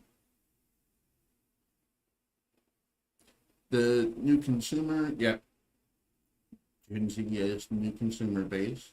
The sense of not belonging to a community as well. In the past, there was many local communities managing their neighborhoods and keeping people together. Yeah, the biggest issue with that is, well, the public sphere, so to speak, or the soapbox is social media. And the sad part about it is that social media makes it super easy to create echo chambers. Take any content creator or anything, we have the power to block whoever we don't like. If they say something we don't like, we can delete their comments. On Twitter, you can mute people. You can block them. So that way, people aren't seeing what the opposition is saying. Whereas the old town square, like when we were going to community events and everything, if people said something you didn't like, well, tough shit. The only thing you could do is go to another community. But there was only a finite number of them in your own community. So you were forced to hear ideas that you did not agree with. That's why, like, if you're on Twitter or something and you see a lot of the big personalities like Carl Benjamin, Sargon Akkad, and many others, they're like, social media was a mistake. Why? Because of the ability to remove people that you don't agree with from the conversations you're having.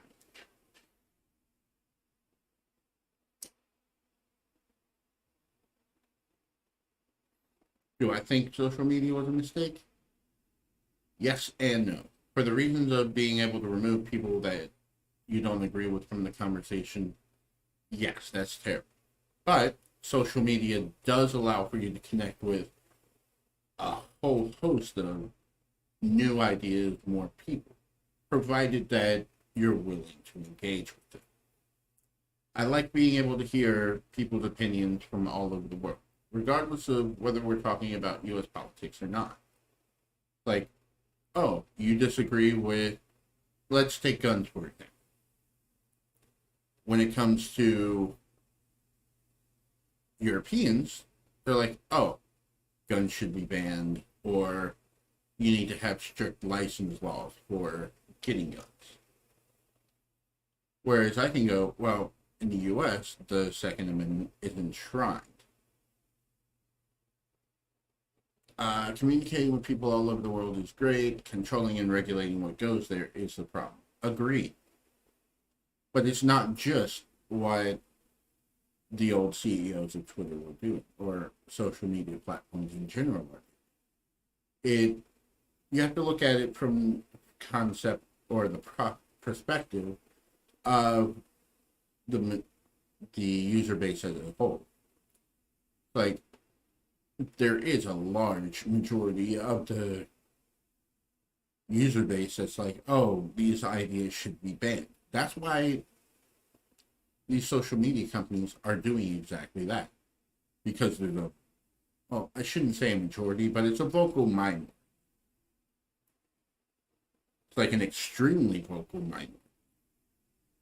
Or they're like, oh, these ideas should be banned. Oh, these discussions shouldn't be allowed to occur. Things like that. So when you're seeing the very vocal minority speaking like that, you're thinking, oh, that must be mostly user base. So we should follow along with that.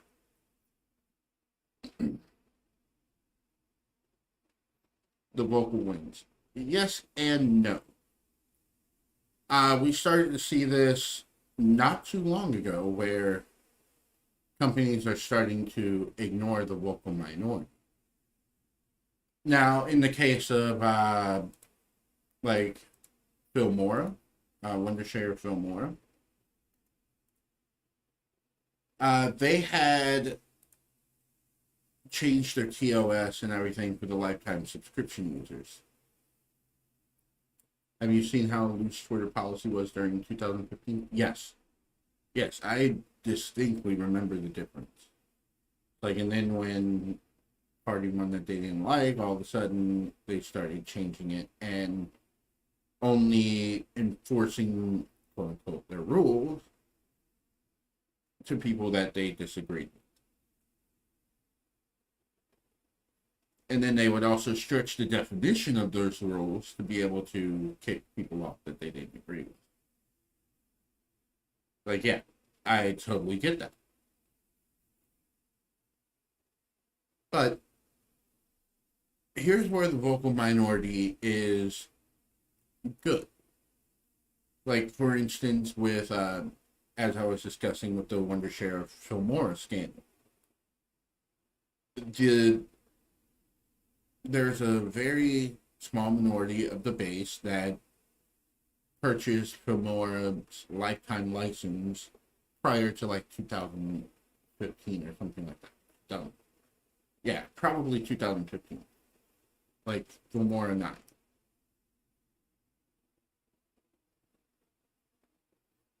And what they ended up doing was they later removed the ability to buy the lifetime license and instead opted for a persistent license. And then they said, oh, new versions of the software. This came with the Filmora 12, the new version that came out, where they said in their TOS that the new versions, like going from 11 to 12, is not an update. It was actually just new software. So they could then charge lifetime supply or lifetime license users for the software again. Well, the vocal minority, we're talking about why are you screwing over the people that supported you from earlier on when you offered that? And the contract specifically stated that it was for all new versions of the software and going from 9 to 10, so on and so forth, that we would get the new versions because we have that specific license. And it was, I think, a week's worth of battle that they had with Filmora, who were listening to the conversations but didn't really say anything.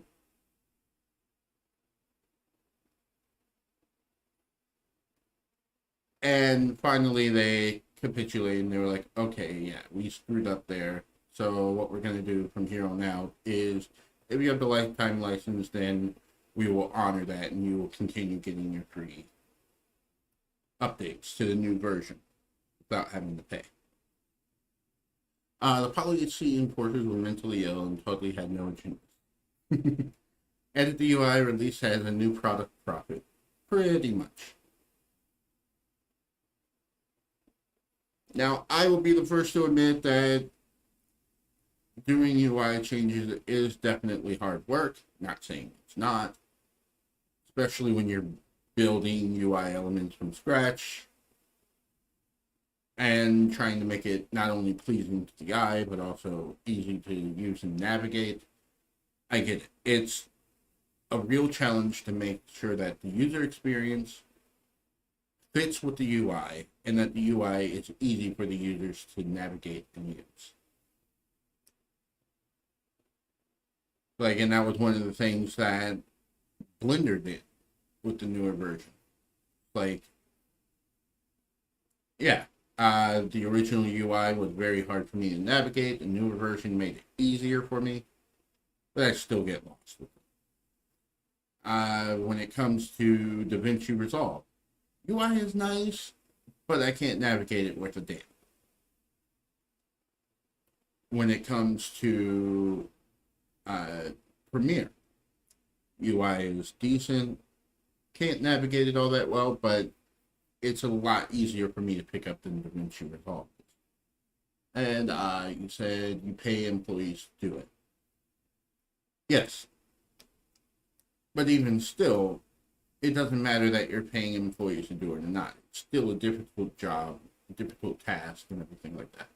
I'm not saying what they did, or I'm not saying that doing a new UI and releasing it as a new product profit. No. It's part of the deal. People are paying for your product. You have to make sure that when you do those changes, it's worth it for them to be able to, or it's worth it for them to upgrade to the new version, whether it's paying for it or not. But you can't just update the UI and say, oh, now you gotta pay. No, you have to add more features. Either add more features, make it more optimized, make it faster, things like that. Or fix a lot of bugs.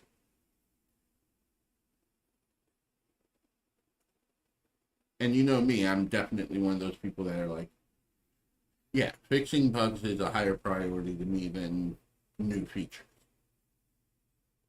New features can be rolled out really easily, and for the most part, doesn't take anywhere near as much work as it would for fixing bugs in previous implementations. Autodesk changed to pay-as-you-use policy. Yes, I know. And I do wish that they still had the license where you just pay for the full version and you're done. Granted, then it was very expensive, but then so is their yearly subscription or monthly subscription.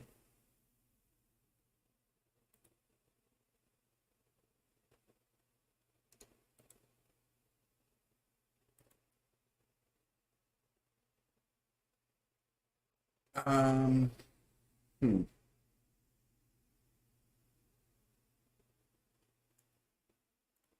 But yeah, back to the UI. I think I have the core idea down, and I don't think the text sizes are going to be this size. Latin Plaza product number generator. Yeah, I cannot endorse piracy ever since I actually became a developer. Like, I understood the hard work that went into it. I know you also understand the hard work that goes into it. You're also a developer. But for me, I just can't bring myself to pirate. Unless I'm pirating just to test the software to see if I like it. And even then, the only time I would do that is if they don't offer a free trial. Like, I need to have a trial of the product working as it should so I can see whether or not it's worth it for me to purchase it. And that's why I actually have the Adobe Suite, because I was able to try it out and go, okay, yeah, I use a number of these, so let me just go ahead and pay the subscription.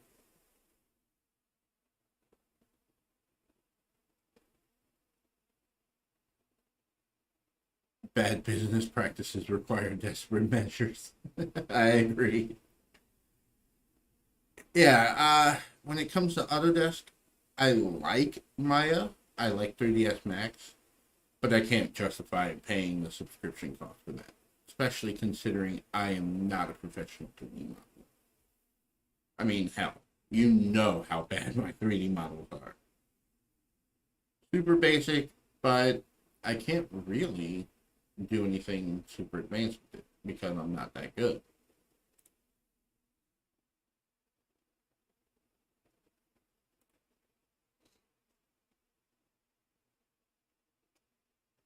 But yeah, I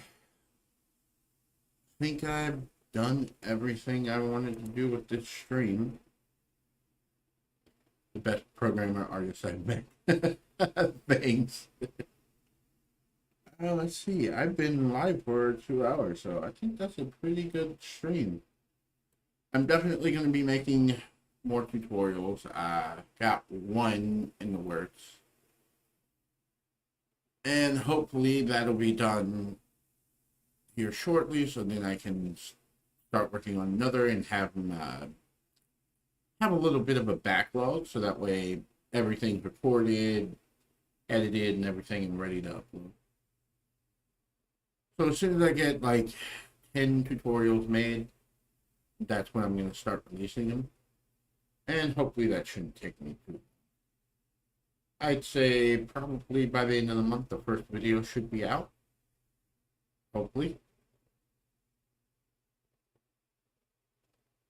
But yeah, they're going to be on a not just game development. I think I'm also going to start adding some Salesforce stuff, start doing some development using Gamehook and HTML5 with Vue.js.